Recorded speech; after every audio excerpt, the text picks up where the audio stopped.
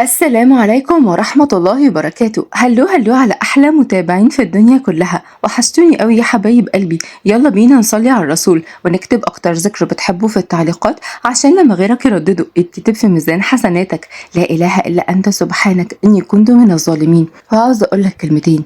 الجيل ده بقى عبقري جدا جدا في إخفاء ذنوبه. متصفح خفي، حسابات وهمية، سجل مشاهدات مقفول، صور بتختفي، رسائل بتتمسح تلقائي. لكن محدش عارف يخترع وضع خفي أبدا يستخبى فيه من نظرة ربنا ليه. ودي الحقيقة اللي الناس كتيرة هربانة منها. انت ممكن تخدع أهلك، صحابك، صورتك قدام الناس، لكن عمرك ما هتعرف تخدع رب السماء أبدا.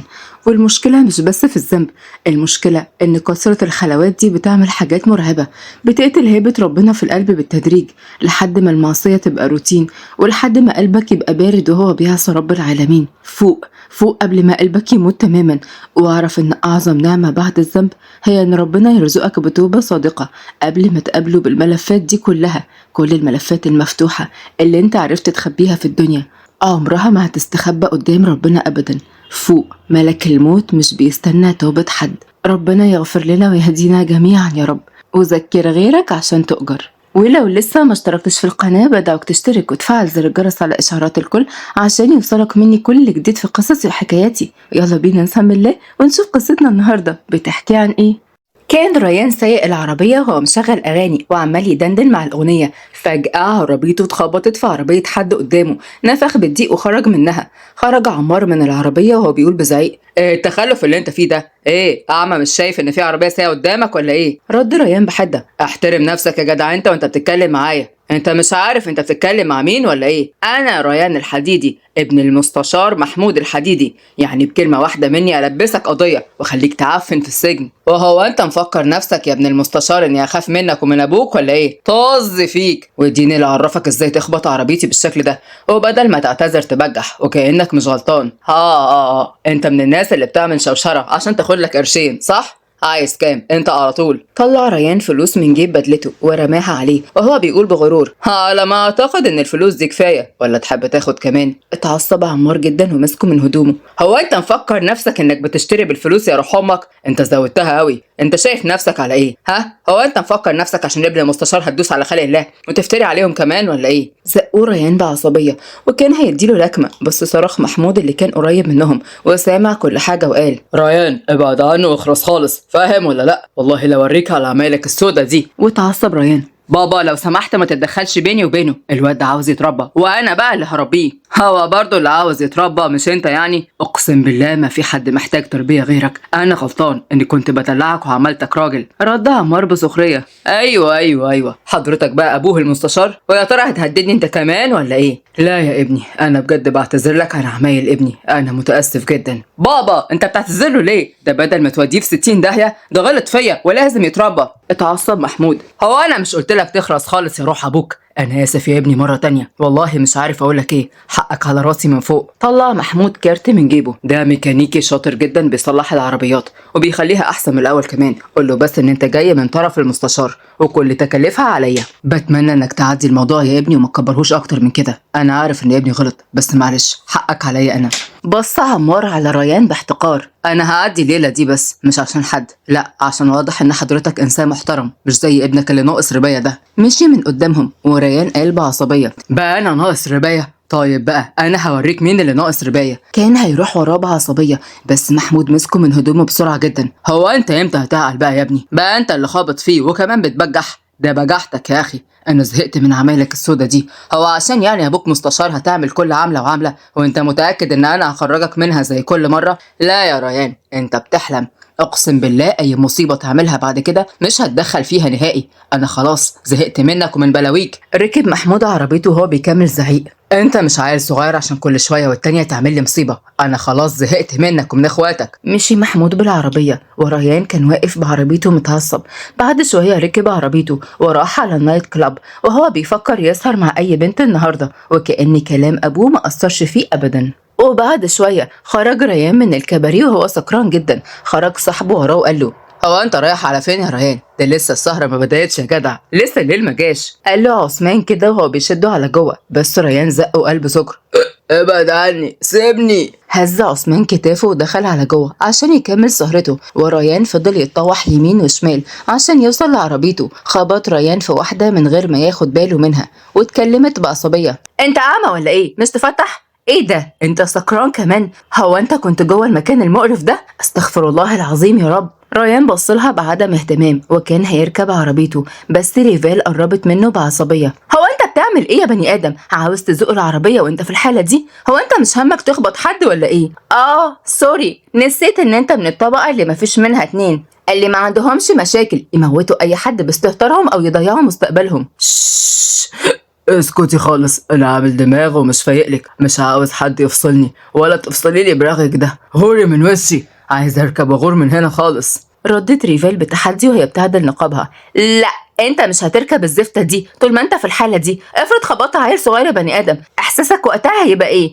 هو للدرجه دي انت ما عندكش ريحه الدم؟ انا هطلب لك اوبر يغورك على البيت وعلى جثتي لو ركبت العربيه دي. اتعصب ريان منها جدا وكان لسه هيمد ايده عليها، ولكن بخفه خطف النقاب من على وشها وتنح لما شاف جمالها. ايه ده؟ هو انت بجد ولا نازله من السما؟ اتعصبت عليه ورفعت النقاب تاني على وشها. مسكت ايده بسرعة ولوتها ورا ظهره: معاش ولا كان اللي يمد ايده عليا، فاهم يا بتاع انت ولا ايه؟ وحركتك دي انا هعاقبك عليها بعدين، بس البعيد مش في وعيه دلوقتي فخلينا ساكتين. زقته ريفال جامد، وبحكم ان ريان ما كانش قادر يعمل اي حاجة بسبب سكره بصلها بغضب وهي طلبت اوبر. فتحت ريفال باب العربية لما سواق الاوبر جه، قالت وهي بتبصله بقرف: يلا يا بيضة اركبي عشان تروحي على بيتك، يلا يا سكر عشان مامي وبابي ما يقلقوش عليكي. بصلها ريان بحده: حظك اني مش في وعي، بس انا لو قابلت وشك ده تاني هندمك ندم عمرك، انا حفظت شكلك خلاص. بصت ريفال عليه بسخرية ومشيت من قدامه، وهو ركب العربية وهو مش قادر خالص.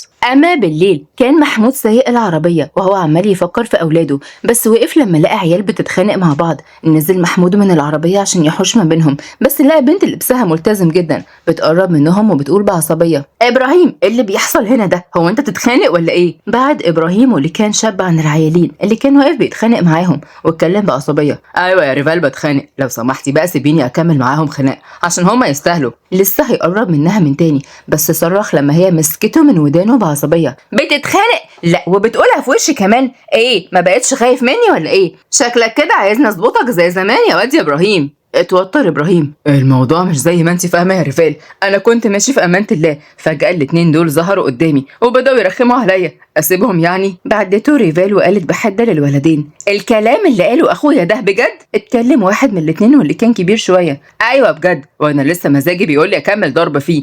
وسعي بقى كده يا سكر انتي عشان الايد ما تطولكيش انتي كمان. لسه كان هيقرب من ابراهيم اخوها بس هي مسكت ايده ولوتها جامد ورا ظهره. قالت ريفال بحده بلهجتها الصعيديه، اصلها صعيديه القصر: اليد اللي تتمد على اخويا الصغير اكسرها، والعيل اللي اهله ما عرفوش يربوها ربيه هاني. انت عارف يا بتاع انت منك ليه، لو جربتوا للواد ده تاني انا هعمل فيكم ايه. اتكلم عدي اللي هي لاويه دراعه وقال ودراعه اصلا هيتكسر. خلاص انا اسف، مش هنقرب منه تاني والله، بس سيب دراعي هيتكسر في ايدك. سابته ريفال: ايوه كده يا حبيبي، شطور، على الله اعرف بس ان انتوا وجهتوا له كلام، مش جربتوا مني بس غرالة من قدامي. اول ما قالت كده جريوا من قدامها بسرعه جدا وسقف ابراهيم بحماس: صحيح، صدق اللي قال العيله اللي ما فيهاش صايع حقه ضايع. رفعت ريفال ايديها ونزلت بيها على قفاه. صرخ ابراهيم وجع وهي قالت بغيظ: انت تقصد ايه بكلامك ده يا واد؟ انت بقى انا صايعه تقصد كده يعني؟ اي والله العظيم ما قصدي يا اختي حبيبتي، ده كان تعبير مجازي مش اكتر. لا والله، ده المفروض انت راجل صعيدي عرقك حامي، المفروض ما تعملش الحركات دي ولا تشوف عيلين لو اتنين بيتخانقوا اساسا تدافع عنهم. قال ايه بيرخموا عليك ليه؟ لو هم حبة عيال صغيرين سيبهم وامشي، ما تصغرش عقلك معاهم. خلاص يا اختي حبيبتي، كتر خيرك يا ست السعوديه، انت ولا الخط في زمانك. انت عارف يا واد يا ابراهيم لو الموضوع ده اتكرر تاني هعمل فيك ايه؟ اياك المحك بتتخانق مع حد تاني، فاهم يا واد انت؟ ما تخليش العرق الصعيدي والنرفوزه تطلع عليك، ها؟ اي حد يجي يضايقك تقولي على طول وانا هتصرف معاهم، فاهم ولا لا؟ خلصت ريفال كلامها بحده وتوتر ابراهيم: والله يا ريفال بقلق منك قوي لما تتكلمي صعيدي يا اختي، بحس كده انك هتشوطي في اكبرها كبير، مش هيهمك اي حد. عموما ماشي فاهم طبعا، يلا بينا بقى على البيت عشان انا واقع من الجوع. هزت ريفال راسها وروحها على البيت، ومحمود فضل ماشي وراهم وهو مبتسم لحد ما عرف عنوان بيتها. وتاني يوم نزلت ريفال من البيت وخرجت من حارتها عشان توقف تاكس وتدور على شغل بعد ما اتطردت من آخر شغل ليها. كانت لسه ريفال هتشاور لتاكسي قريب منها، بس محمود جه قدامها بالعربية وقال: ممكن يا بنتي تركبي عشان عاوز اتكلم معاكي شويه؟ بصت له بحدة: يا راجل يا شايب يا عايب، بقى بتحاول تشقط واحدة كده وفي النهار كمان؟ بذمتك انت مش مكسوف من سنك ده؟ وبتعمل كمان عمايلك السودا دي؟ سبت ايه بقى يا حاج للعيال الصيع؟ برق محمود بصدمة وشاورها على نفسه: شايب وعايب وبشقط كمان؟ لا لا لا، على فكره انت فهمتيني غلط خالص يا انسه، انا غرض الشريف مش اللي في دماغك ده ابدا. شريف؟ ما كلكم بتقولوا كده في البداية وفي الآخر بتطلعوا مية من تحت تبن. بقولك ايه يا راجل انت، اقسم بالله لو ما مشيت من هنا دلوقتي لانده على أهل الحارة دول وعرفهم انك واحد متحمرش، وساعتها بقى هيعملوا معاك الجلاشة، وما تحبش تشوف جلاشة حارتنا عاملة ازاي. نزل محمود من العربية بكل غضب: لا انت زودتيها قوي على فكره، متحمرش ايه وزفت ايه؟ بقى انا المستشار محمود الحديدي يتقال عليا كده؟ مستشار؟ عرفتك، انت اكيد مستشار في الحب والعلاقات، صح؟ جاتكم القرف مليتوا البلد. والله لولا اني مستعجله كان زماني وريتك شغلي معاك دلوقتي. لسه كانت هتمشي، ولكن محمود كان اتغاظ على اخره منها. اتصدمت لما لقيته بيطلع البطاقه بتاعته ووريها لها ان هو فعلا مستشار. حطت ريفال ايدها على بقها بصدمه: هارس واحد، انت طلعت مستشار بجد؟ يعني انت مستشار وسايبني هزقك كده يا باشا؟ مش كنت تقول من البدايه انك مستشار يا سعاده الباشا ولا ايه؟ امال انا بقول ايه من صباحيه ربنا؟ ممكن بقى تركبي معايا العربيه عشان عاوزه اتحبب اتكلم معاكي في موضوع مهم؟ بلعت ريفال ريقها بتوتر: يا باشا طبعا وماله، بس انا وربنا ما عملت اي حاجه. لا لا، اوعى تكون انت ابو العيل الهفق اللي انا علمت عليه امبارح. لا ده انا كنت هكسر دراعه، بس انا كنت بهزر معاه والله مش اكتر يا باشا، ده زي اخويا الصغير. لا ما تخافيش، الموضوع مش كده خالص يا بنتي، انا عايزك في حاجه تانية مهمه جدا. سبقها محمود على باب العربية، فتح لها الباب وهي ركبت وهي حاسة بالتوتر الشديد. وبعد شوية كانت ريفال بتبص عليه بصدمة وبتقول: يعني انت عايزني اجي اربي شحطين وبنت في ثانوي؟ انت كبرت وخرفت يا راجل انت ولا ايه؟ بص لها بغيظ بطرف عينه وهي بلعت ريقها بتوتر: ولا مؤاخذة يا باشا، مش قصدي طبعا، بس انت اللي كلامك غريب قوي الصراحة. غريب ليه بس يا بنتي؟ بسبب غيابي عن العيال دي انا معرفتش اربيهم كويس، وعشان كده عاوز اجيب اللي يربيهم من اول وجديد. اي نعم هم كبار شويتين بس وماله، كله يتربى، صغير كبير بقى ما تفرقش. هيا يا بنتي ايه رايك على طلبي ده؟ صدقيني لو وافقتي هديكي المرتب اللي انت عاوزاه. هو انا ممكن اسال حضرتك سؤال يا باشا؟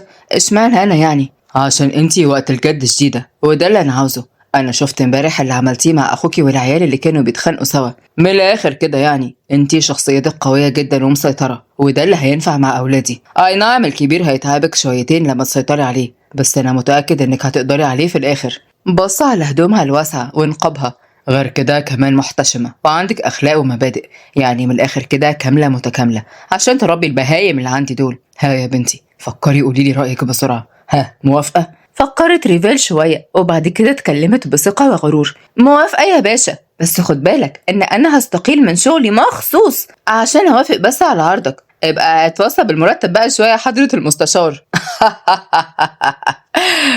قصدك اتهرطتي بسبب طولة لسانك على المدير مش كده؟ يا فضحتي السودا، هو انت عارف يا باشا ولا ايه؟ مش كنت تقول يعني من الاول بدل ما انا شكلي هرة كده؟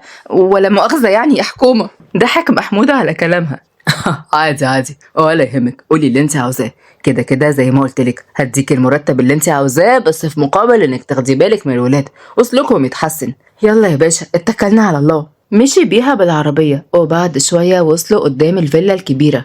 اندهشت ريفال من حلاوة الجنينة والفيلا، بس قالت في سرها: وانتي مالك يا اختي متفاجئة كده ليه؟ ده مستشار اكيد يعني مش هيعيش في اي بيت والسلام، لا دي لازم حاجة تليق بيه وبمركزه في المجتمع. ربنا يستر من اللي جاي يا رب. خرجت من تفكيرها لما دخلوا جوه واتخضوا لما سمعوا صوت صريخ. قال محمود بخوف: مروان انت يا مروان. جري محمود على اوضته بسرعة وهو مرعوب عليه لا يكون حد من أعدائه موجود وبيعمل في ابنه حاجة. فتح محمود الباب على ابنه بسرعة وكان لسه هيطلع الفرفر من جيبه، بس اتصدم لما لقاه ماسك دراع البلاي ستيشن وبيتخانق معاه. واتكلم مروان بعصبية: يا حتة متخلف يا حمار، ده انت واحد غبي بصحيح. في ايه يا ابني؟ ايه اللي بيحصل هنا؟ انت كنت بتصرخ ليه؟ رزع مروان الدراع بتاع البلاي ستيشن على الارض واتكلم بعصبيه. ده انا كنت خلاص يا بوب هكسب الجولة الأخيرة، بس لا. ازاي حاجة لمروان تعدي كده بسهولة؟ البيه اللي مرزوع قدامك على الأرض ده باظ وضيع عليا الماتش كله. بص محمود على اللي مرزوع على الارض ولقاه دراع البلاي ستيشن، بعدين بص على ابنه وهو لسه مش مستوعب اي حاجه. نعم يا حلتها، انت قلت لي بقى كنت بتصرخ ليه؟ ايه يا بوب، عاوزني اعيد الكلام من تاني ولا ايه؟ لا شكلك كده بقى كبرت وبقى عندك مشكلة في السمع يا حبيبي. اتعصب محمود جدا من ابنه ومره واحده مسكه من هدومه، وقالت ريفال بسخريه: بقى كل الصريخ ده عشان حته ماتش تافه؟ ده يا صباح التفاهه والله. قال مروان بتوتر: ايه ده يا بابا، هو في ايه؟ هو انت ماسكني وكأنك ظابط وقافش حرامي كده ليه؟ وبعدين هي مين ام لسان طويل دي واحدة ملثمة داخلة هنا ليه؟ انت اتجوزتي عفريت ولا ايه من ورانا؟ بصيت له ريفال بغيظ، اما محمود اتكلم بعصبيه: دي اللي هتربيك انت واخواتك من اول وجديد يا ابني. بقى انا قلبي يقع من الخوف عليك وفي الاخر تطلع تصوت بسبب حتة ماتش تافه زيك يا تافه. غمز مروان بعينيه: انت اللي طلع قلبك خفيف يا بوب. احم سيداتي انساتي سادتي، المستشار اللي فارس مجرمين كتير ومجرمات وكله بيعملوا الف حساب طلع قلبه خفيف وبيخاف على ابنه.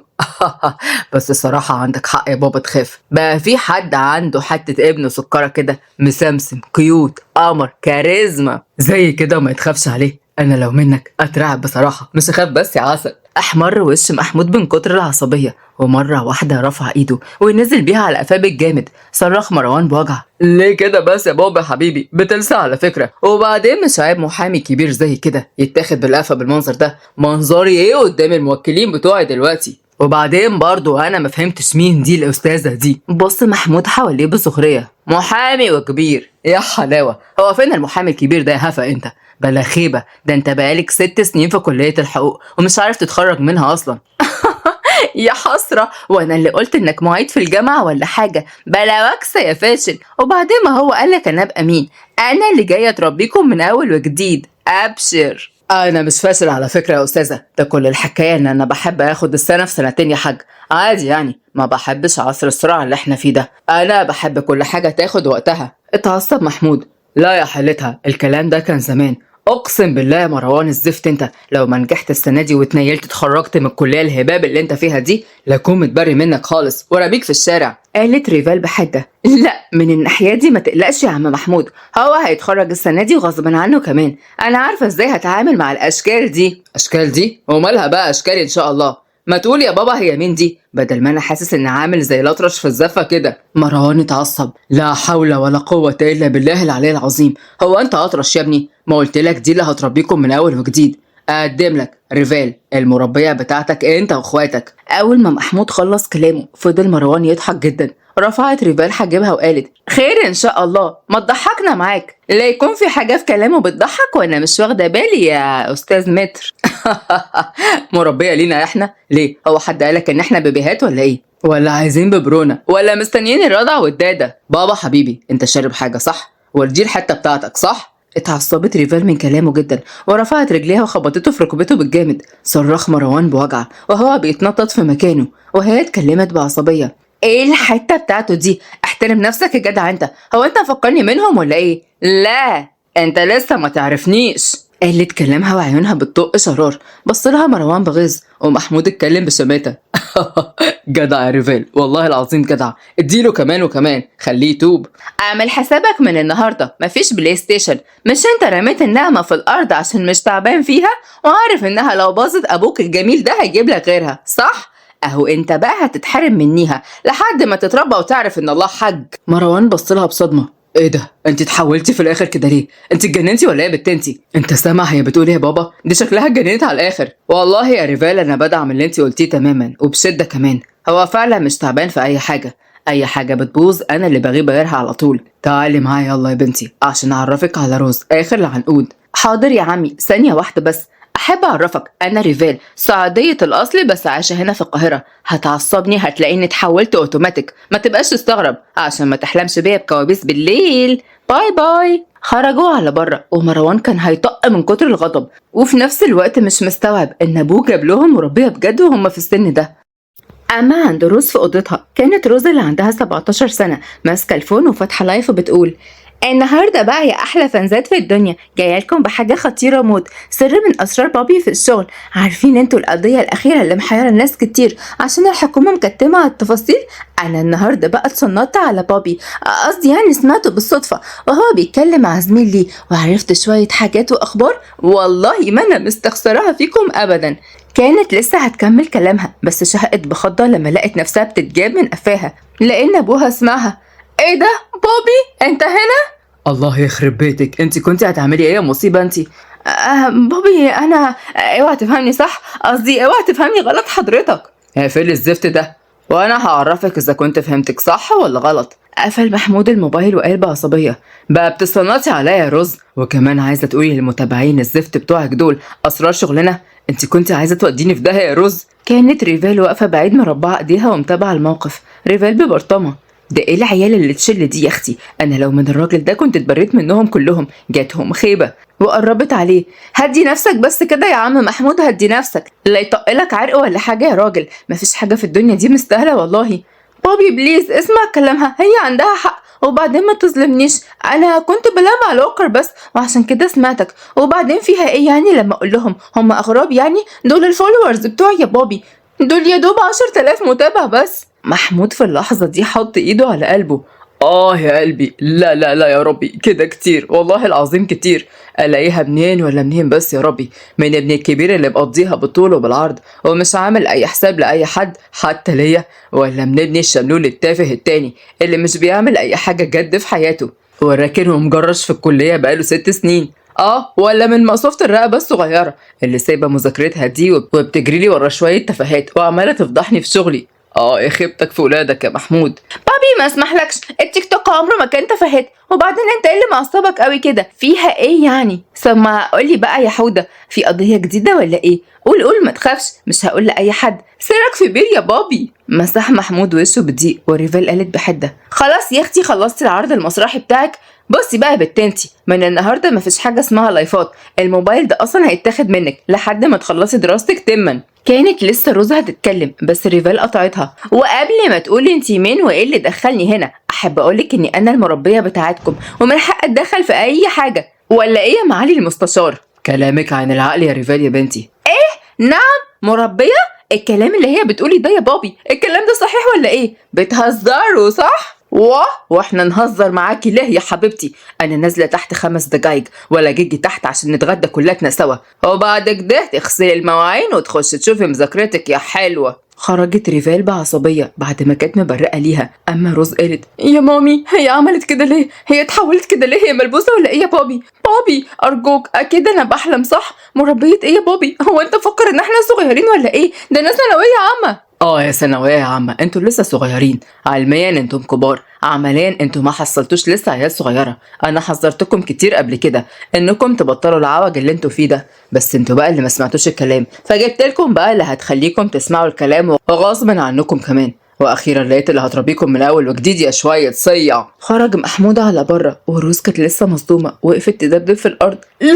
لا مربيه ايه دي؟ هتعمل لنا ايه يعني؟ هتحكي لنا حواديت ولا هتعلمنا ناكل ماما واقح والكلام ده؟ ماشي يا بابي. وبعد شويه نزلوا كلهم على تحت واتجمعوا على الغدا ما عدا ريان اللي كان لسه بره. وبعد ما خلصوا اكل قام مروان من مكانه وكان لسه هيخرج على بره، بس ريفال قالت له على فين العزم بقى ان شاء الله؟ هو انت بتكلميني انا؟ امال بكلم خيالك؟ بكلمك انت يا متر. يا ربع متر. ممكن بقى اعرف انت رايح على فين؟ واحد وخارج بعد الغدا، هيكون رايح فين يعني؟ اكيد هخرج مع صحابي. قلتلي مع صحابك؟ لا يا حلو، الكلام ده كان زمان قبل ما انا اجي، من النهارده في نظام جديد كلكم هتمشوا عليه. وتعصب مروان. تقصدي ايه من الاخر؟ عاوزه ايه كده بالصلاه على النبي؟ من الاخر كده وبالصلاه على النبي، محدش هيخرج مع صحابه غير لما يذاكر الاول ويخلص اللي وراه، ومش بس كده، موبايلاتكم انتوا الاتنين هتتسحب لحد ما تذاكروا. ومين بقى اللي هيسمع لكم عشان يتاكد انكم ذاكرتوا؟ اكيد انا يعني برضو. من الاخر كده هتذاكروا غصبا عنكم ورجليكم فوق رقبيكم. جو المسخره اللي كنتوا فيه ده لا خلاص انتهى. وتعصبت روز. لا طبعا كله الا موبايلي، محدش له دعوه بتليفوني ابدا. رد مروان. ومين بقى ان شاء الله اللي هيجبرنا نعمل كده؟ ايه مش عاجباك ولا ايه؟ انا اللي هجبركم. ويا ترى بقى هتجبرينا ازاي يا قمر انتي؟ هوريك دلوقتي انا هجبركم ازاي، بس خليك فاكر ان انت اللي طلبت تشوف يا مروان. قامت ريفال من مكانها ومسكت آلة حادة وحطيتها على رقبته. برق مروان بصدمة، وريفال قالت أنا متربية والله وبنت ناس، بس في ناس بيطلعوا الواحد عن شعوره. ولا أنا قلبي ميت يالا، يعني عقلك يوزك كده، شيطانك يغرك كده، فاهم ياض؟ برقت روز بصدمة من اللي شايفاه، ومروان قال بخوف ايه ده ايه ده ايه ده؟ ايه اللي انت عاملاه ده؟ انت عارفه انت المفروض تتحبسي قد ايه على عملتك السودا دي؟ شيلي البتاعه دي والا هوديك 60 داهيه. لا يا حبيبي، ما انا كده كده هروح في داهية يا حبيبي، بس بعد ما اعمل اللي في مزاجي واللي انا عاوزاه. اسره يلا، هتعمل اللي قلتلك عليه ولا خلص على طول؟ بسم الله الله اكبر. خلاص هسمع كلامك والله، بس شيلي البتاع ده ارجوكي. ابتسمت ريفال. ما كمل اول يا مروان، لازم يعني تطلعوا النسخة التانية مني ولا ايه؟ هات موبايلك يا بابا، يلا يا شطور. اداها مروان موبايله وهو بيبص لها بغيظ. والهانم مستنية ايه؟ تحبي يتعمل عليكي حفلة عشان تجيبيه ولا ايه؟ لا اتفضلي خدي موبايلي اهو، انا اصلا ما بحبش الموبايلات، بس والنبي ما تجيش جنبي في اي حاجه. قعد وهو بيبص على كل حاجة وحطت رجل على رجل وهو مبتسم. طيب يا ريفال، بما ان الامور تحت السيطره والحمد لله، فانا همشي بقى اشوف اللي ورايا. اوعوا يا عيال تزعلوها، اكيد انتوا شفتوا زعلها بيبقى عامل ازاي. يلا بعد اذنكم. خرج محمود على بره، وريفال بصت له بابتسامة، بس مرة واحدة انتفضوا من مكانهم بخضة لما هي اتكلمت بزعيق. انتوا واقفين عندكم بتعملوا ايه؟ يلا كل واحد يمسك له كتاب يذاكر فيه، يلا. جريوا الاتنين من قدامها بسرعة، وريفال قالت على ما بتجيش غير لما تاخد على دماغها بصحيح، ربنا يا رب يقدرني دايما على فعل الخير. اما في نص الليل خرجت ريفال من اوضتها وراحت على المطبخ عشان تشرب، بس شهقت بخضة بعد ما شربت. كان النقاب نزل من على وشها. اتخضت جدا لما لقت حد بيسحبها من دراعها جامد. بصت ريفال قدامها بعصبية وكانت لسه هتزعق، بس اتصدمت لما شافته. ريان كان بيبص عليها من فوق لتحت وعرفها من ملامحها. انت مين؟ ولا حاسس ان انا اعرفك قبل كده؟ انا شفتك في حته فين بس مش فاكر. بعدت ريفال عنه بتوتر وزعقت بعد ما رفعت نقابها. انت ازاي تمسكني بالطريقه دي يا بني ادم؟ انت اتجننت ولا ايه؟ وبعدين انت مين اصلا؟ انا برضو اللي مين؟ سبحان الله، في بيتي وبيتقال لي انا مين. ربعت ريفال ايديها. انت بقى الشحط الكبير اللي مغلب ابوه، صح؟ شحط؟ انت اتجننتي يا بنت انت ولا ايه؟ وبعدين انت ما ردتيش عليا، انت مين؟ انا ابقى المربيه بتاعتكم يا ولاد سياده المستشار اللي هتربيكم من اول وجديد. اتعصب ريان. لا ده انت شكلك مجنونه رسمي، انت عبيطه يا بنت ولا ايه؟ حد قالك ان احنا عيال صغيره عشان تقولي الكلام ده؟ لا مش عيال صغيره، بس ما تربيتوش وجه الاوان اللي تتربوا فيه، خصوصا انت اللي بتسوق وانت سكران ومش همك وممكن تدوس اي حد ولا لا. بص لها ريان باستغراب، بس برق بصدمه لما افتكر اللي حصل. مسكها ريان من دراعها جامد. انا افتكرتك خلاص. انتي ام لسان طويل اللي طولت لسانها عليا، صح كده؟ والله وجيتي لحد قضاكي. عدته ريفال من دراعه وهو ماسكها جامد، صرخ عنها وبعد عنها بسرعه. انت اللي جيت لقضاك مش العكس. اسمع يالا، اوعى تكون مفكر ان عشان انا ما جبتش 60 سنتي ابقى طيبه ومكسوره الجناح. لا يا حبيبي، ده انا عافيه وب100 راجل، يعني ولا انت ولا 10 زيك كده يقدروا يقفوا قصادي اصلا. ده احنا صعايده يالا وناكلوك حي. اتعصب ريان جدا وكان لسه هيتكلم، بس محمود ابوه خرج من اوضته. في ايه يا ولاد؟ ايه الصوت العالي ده؟ ريان بعصبيه. كويس ان انت صحيت يا بابا. ممكن اعرف بقى ايه اللي المتخلفه دي قالته؟ والله ما حد متخلف غيرك انت. يا بت لمي نفسك، انت مش حامله قلم واحد مني ولا تقدر تعمل معايا اي حاجه. جز ريان على اسنانه بغضب وغيظ، ومحمود اتكلم. اعرفك يا ريان، دي ريفال المربيه بتاعتكم الجديده. نعم؟ ايه الهبل اللي انت بتقوله ده؟ اتغاظت ريفال منه جدا ومسكت دراعه التاني وعضته. ابعدي عني يا بت العضاضه. بس بقى يا ريفال ما يصحش. وبعدت عنه ريفال. بعد كده لما تيجي تتكلم مع ابوك تتكلم معاه بكل احترام يا ولد يا عاق انت. فارم عليكي والله يا بت يا ريفال. ايوه كده، اديله ربيه من اول وجديد. من الاخر كده يا ريان، ريفال مسؤوله عنك انت واخواتك الاتنين، اللي تقول عليه يتنفذ، مفهوم ولا لا؟ ويلا روح اتخمد من قدامي. ريفال في اللحظة دي حطت ايديها في وسطها. وخد في بالك بقى يا حلو، النهاردة اخر يوم تدخل فيه البيت متأخر، ما عندناش احنا شباب تسهر وتدخل البيت وش الفجر، جيل اخر زمن بصحيح. مشيت من قدامه وهو كان هيطق من كتر الغيظ والغضب. ابتسم محمود ودخل اوضته وهو بيدعي وبيقول يا رب يا ريفال تقدري عليهم وتقدري تغيريهم خالص، خصوصا ريان، انا تعبت منهم قوي والله. وتاني يوم اتجمعوا كلهم على الفطار، وريان ما كانش طايق نفسه ابدا بسبب ان ريفال خلته يصحى من النوم غصب عنه. قالت ريفال: اولا صباح الخير، ثانيا بما اننا اتجمعنا على الفطار فانا حابه اسمعكم حاجه حلوه قوي. شغلت ريفال في الوقت دوت مقطع للشيخ وهو بيتكلم عن عقاب المنكر وقد ايه هي محرمه وعقاب تارك الصلاه. بص لها ريان بغضب شديد، ولكن من جواه اتهز جدا من كلام الشيخ. قام ريان من مكانه وقال ببرود: انا ماشي. طيب خليك ولد شطور وما تتأخرش برا البيت زي ما قلتلك. خرج ريان لبره بغيظ وهو بيتخيل ان هو بيعجنها على استفزازها ده. وقام مروان بعديها من مكانه: انا رايح الجامعه بقى، عن اذنكم. كان لسه هيخرج بس ريفال وقفت قدامه: خد هنا، انت رايح فين؟ رايح الجامعة ليه ان شاء الله؟ ده إيه السؤال العجيب ده؟ رايح الجامعه عشان احضر المحاضرات اكيد، مش رايح يعني عشان اقعد في الكافيتيريا اللي هناك. بجد؟ طب ايه رأيك بقى ان النهارده مفيش وراك محاضرات؟ رايح تعمل ايه بقى ها؟ لا طبعا مفيش محاضرات، ازاي؟ ايه الكلام اللي انتي بتقوليه ده؟ طلعت ريفال جدول المحاضرات من جيبها وقالت له: الجدول اهو، والنهارده مفيش اي محاضرات زي ما انت شايف كده. ايه، اخترعت محاضرة من عندك ولا ايه؟ اتصدم مروان وبلع ريقه بتوتر. ايه ده؟ تصدقي صح، انا ازاي اتلخبطت كده؟ عادي يعني، بتحصل في احسن العائلات. كويس ان انتي عرفتيني بدل ما اروح هناك على الفاضي. لا يا جدع، اتلخبطت. ماشي ماشي، همشيها لك ان انت اتلخبطت. يلا كل واحد على اوضته عشان يذاكر، وكمان ساعتين هسمع لكم، ما هو يا انا يا انتم النهارده. وتعصب مروان. ده انت شكلك كده مصممه ان انا انجح بقى واتخرج السنه دي، مش كده؟ رد محمود بغيظ. وانت مالك متضايق كده ليه؟ ولا انت عاوز تفضل زي الفاشل كده وملكش لازمه؟ اقسم بالله يا مروان، لو ما اتخرجت السنه دي من الكليه لا انت ابني ولا انا اعرفك. اتنهد مروان بغيظ وسابهم وطلع على فوق بكل غضب. اما روز قربت وقالت: بليز يا ريفال هاتيلي الموبايل بتاعي، انتي واخده مني من امبارح، والله كده حرام. على اوضتك يا روز، يلا واعملي اللي قلتلك عليه. روز بتنطيط ودبدبه في الارض. اوف بقى، دي ما بقتش عيشه والله. قلتلك روحي، ما تبصليش كده، ما تحاوليش. طلعت روز على اوضتها بغضب وهي عماله تدبدب في الارض. وريفال قالت: دبدبي يا اختي كمان وكمان، ده انتوا ايامكم معايا ما يعلم بيها الا ربنا. وبعد ساعتين كانت ريفال بتلعب مع محمود شطرنج قبل ما يروح على شغله. انا هطلع اشوف العيال المواكيس عيالك دول يا باشا بيهببوا ايه، وجايلك تاني يا ست المستشار. استني يا بنتي، انا جاي معاكي.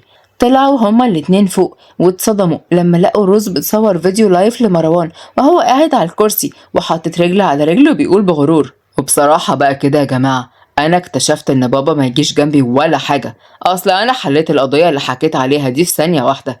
انا حليتها بذكائي ودهائي وتحليلي في ظرف نص ساعه فقط. اما بابا وزمايله فكانوا بيحاولوا يحلوها بقالهم شهور كتير. انا اصلا يا بنات محدش يتقارن بيا، حتى بابا المستشار. ما كملش كلامه وبرق بصدمة لما لقاه بيبص عليه بغضب. وتوتر مروان. هرصوح. اقفلي يا بنتي يا روز، اقفلي بسرعه يا حبيبتي اللايف ده، عشان واضح كده ان احنا هندخل في خناقه سخنه قوي، وعيب المتابعين الرقاق بتوعك دول يسمعوا الالفاظ اللي هيسمعوها دلوقتي. قفلت روز الموبايل بسرعة بخوف أول ما أخدت بالها من وجود باباها، ووقفت ورا أخوها بخوف شديد. مروان بسخرية وخوف: هو انت بتداري ورايا على خيبه ايه يا حسره؟ ده انا عاوز اللي يداريني. بص يا بابا يا حبيبي، انت فهمت غلط، استهدى بالله كده وروق. عم اخلع، قصدي يعني على ما اعمل كوبايتين شاي كده واجيلك يا حبيبي. قلق محمود الحزام في اللحظة دي وهو بيقول: اذكى مني بقى، بقى انت يا صايع يا فاشل اذكى مني انا. وتوتر مروان: بابا يا حبيبي، ده انا كنت بهزر مع الفولورز. هو انت اي حاجه تصدقها كده ولا ايه يا بوب؟ ما تتكلمي يا قص المصايب، انتي مش انتي اللي قلتي لي اعمل كده؟ الرز بخوف: انا والله ابدا، انا قلت لك هطلعك لايف، انت بقى اخدت راحتك وبزياده شويتين وهببت اللي انت هببته ده. انا مالي بقى يا اخويا؟ بابا لو سمحت، انا ماليش اي دعوه بيه ولا اعرفه اصلا. يا جزمه بقى كده يا رز، ماشي يا مقصوفه الرقبه انتي، ماشي. اما محمود جاب اخره منهم وبدا يجري وراهم بكل عصبيه. لا انا جبت اخري منكم خلاص، والله لو اوريكم يا ولاد محمود. فضل يجري وراهم بالحزام، وريفال كانت كاتمه ضحكتها عليهم بصعوبه. وبعد شويه كانت ريفال واقفه قدامهم وماسكه الواي فاي. قطعت ريفال السلك وكلهم صرخوا. مروان قال: ليه كده يا ظالمه، يعني ما تعرفيش ربنا؟ وقالت روز: ليه كده؟ حرام عليكي، هتروحي من ربنا فين؟ هتروحي منه فين؟ انتي بالذات يا بنت، انتي تسكتي خالص، انا مش عاوزه اسمع صوتك، انتي فاهمه ولا لا؟ بقى مخبيه موبايلك التاني؟ والله يا روز لا خليكي تذاكري اليوم كله عشان تعرفي ان الله حق. قدامي على تحت، يلا. صرخت فيهم في آخر كلامها. نزلوا كلهم بسرعة على تحت. وبالليل عند ريان واصحابه، كان قاعد ريان في النايت كلاب زي كل مرة، بس كان قاعد وحاسس بالضيق. بيقرب منه صاحبه كاس فيه مشروب. خد اشرب يا ريان، انت من ساعة ما جيت وانت ما قربتش كاس من بقك. افتكر ريان كلام الشيخ اللي سمعه، فبعد الكاس عنه بسرعة وقال: لا لا لا، انا مش هشرب، بطلت خلاص. رفع أمير حاجبه بطريقة. بطلنا؟ انت تقصد ايه يا ريان؟ ريان حس بالخنقة، ولأول مرة من المكان اللي هو فيه ده اللي كان دايما بيرتاح فيه، ولكن دلوقتي ما بقاش مرتاح أبدا. قام ريان واقف وقال: انا ماشي، سلام. مشي ريان من غير ما يسمع رد حد فيهم، وهما كانوا متضايقين جدا بسبب ان هو ما حسبش المرة دي على كل المشاريب اللي بيشربوها. وصل ريان البيت متأخر، بس اتصدم لما هو بيحاول يفتح الباب، لقى الباب مش بيتفتح أبدا. ايه ده؟ هو في ايه؟ هو معصلك كده ليه؟ نادى ريان على الحارس فجه بسرعة. هو الباب ده مش بيفتح ليه؟ وبعدين انت مش واقف على الباب ده ليه اصلا؟ رد الحارس: الأستاذة ريفال قفلت الباب وقالت لي لو حضرتك جيت أقولك إنك مش هتدخل البيت. أنا آسف يا فندم. جز ريان على أسنانه بكل غضب. لا، مش ناقصها خالص النهاردة. على ريان صوته وهو بيسمعها بيقول: أنت يا هانم يا اللي اسمك ريفال، افتحي الباب ده بدل ما أكسره فوق نافوخك دلوقتي. يلا افتحي، يبقى البيت بيت أبونا والغرب يطردونا. والله عال. ردت ريفال ببرود من ورا الباب: للأسف مش هتعرف تكسره يا ريان بيه، أصله حديد زي ما انت شايف كده. للأسف انت هتضطر تنام النهاردة في العربية عشان أنا مش هفتح الباب. أصلا النهاردة كده عقبال عندكم الباب ده هيتقفل من الساعة 12 ومش هيفتح تاني. أتمنى ليك نومة كويسة في العربية. صحيح قبل ما انسى، يا ريت تخلي عندك شوية دم وتروح الشغل مع باباك، بدل ما انت زي الشحط كده وملكش أي لازمة في الحياة غير إنك تسهر وتسكر. قعدت تضحك وهي سامعاه وهو واقف بيبرطم بره. انت بتقولي ايه يا بتاع انت؟ افتحي الباب ده، البيت ده بيتي. سابته ريان وهي بتدندن وسابته ومشيت خالص، اما هو كان واقف يغلي من كتر الغضب واتكلم بغيظ: ماشي يا ريفال، ماشي. وراح بالفعل نام في العربية، بس جواه كانت بذرة فرحانة جدا ان هو ما شربش المشروب مع صحابه، وافتكر كلام الشيخ، وافتكر الاكتر من كده ان هي اللي دلته على الشيخ ده، وان بسببها ربنا هداه. نام في العربية وكان جسمه متكسر تاني يوم، وعدى شهرين على الحال ده. وريفان كانت ممشية مروان ورز على عجين ما يلخبطوهوش. اما بالنسبة لريان فكان بيسمع كلامها مش عشان هي قادرة عليه، لا، عشان حس ناحيتها بشوية مشاعر كده. في الأول كان حاسس قد إيه هي كاريزما وشخصيتها قوية، ثانيا كان كل ما يفتكر ملامحها يعجب بيها أكتر وأكتر، لأنها كانت مختلفة مش زي البنات اللي بيترموا عليه وبيتحدفوا حواليه في كل حتة عشان فلوسه ومنصب باباه. كان بادئ يحس ناحيتها بمشاعر حلوة، وإن قلبه بيدق أول حتى ما بيسمع سيرتها، ولكن كان دايما بينكر المشاعر دي. وفي يوم خرجت ريفال من الفيلا عشان تجيب حاجة ليها، بس اتصدمت لما لقت ريان واقف وبيتخانق هو وثلاث شباب وبيضربوا في بعض. اتخضت ريفال عليه جدا وخرجت على الفيلا، ندهت للحرس اللي اتحرك بسرعة وفض ما بينهم. أما ريان بعصبية: اقسم بالله لو لمحت حد منكم تاني لا هكون مخلص عليه. يا زبالة منك ليه؟ بصوله بحقد ومشوا. أما ريفال قالت بخوف: ريان انت كويس يا ريان؟ مين دول وايه اللي حصل ده؟ انت مناخيرك بتنزف، تعال نروح المستشفى. ابتسم ريان على خوفها: ما تقلقيش يا ريفال، انا كويس، دول بس صحابي او اللي كانوا صحابي. ايه صحابك؟ ولما هما صحابك بيعملوا كده ليه؟ لاني بطلت اصرف عليهم. اصل في واحده شقيه كده كانت بتسمعني محاضرات للشيوخ في الدين عن المحرمات اللي انا كنت بعملها، هو بسبب كده الحمد لله ربنا هداني وبعدت عن كل القرف اللي كنت بعمله وعن صحاب السوق كمان، وبقيت انسان جديد. ابتسمت ريفال واتوترت جدا من كلامه. هو قرب منها خطوة: ريفال، انت فعلا غيرتي حياتي وخلتيني انسان جديد. بصراحه كده بقى انا اتعودت عليكي جدا وحبيتك كمان. تتجوزيني يا سعديه؟ اتكسفت ريفال ووشها احمر، حمدت ربنا انها لابسه النقاب. كانت لسه ريفال هترد عليه، ولكن اتخضوا لما سمعوا محمود وهو بيسقف من وراهم وبيقول: وافقي يا بنتي بقى، وافقي والمهر عليا انا. ده انا حاجه تشرفني جدا ان انت تبقي فرد من افراد اسرتنا، واخيرا هشوف احفادي قريب. ها يا ريفال، ايه رايك بقى؟ موافقه نكمل بقيه حياتنا مع بعض؟ هزت ريفال راسها بكسوف: موافقة يا ريان، انت فاجئتني، بس الصراحة انا موافقة.